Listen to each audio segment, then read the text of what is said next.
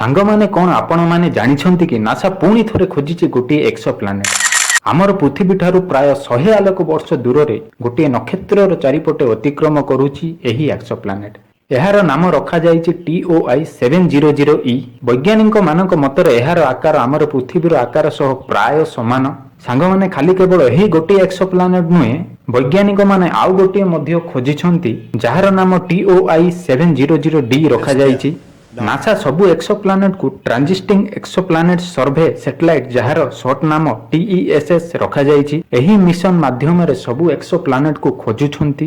TOI 700D exo planet 2020ରେ ବୈଜ୍ଞାନିକମାନେ ଖୋଜିଥିଲେ। ଏହାର ବି ଆକାର ଆମର ପୃଥିବୀର ସହ ସମାନ ଅଟେ। ସାଙ୍ଗମାନେ ଏହି ଦୁଇଟି ଏକ୍ସୋ ପ୍ଲାନେଟ ନିଜର ନକ୍ଷତ୍ରର ହେବିଟେବୁଲ ଜୋନ୍ର ମଧ୍ୟରେ ଅଛନ୍ତି ଏବଂ ଏହି ଦୁଇଟି ନିଜର ନକ୍ଷତ୍ରରୁ ଏତିକି ଦୂରରେ ଅଛନ୍ତି ଯେ ସେଠାରେ ପାଣି ବି ଥାଇପାରେ ବୋଲି ବୈଜ୍ଞାନିକମାନେ କହୁଛନ୍ତି।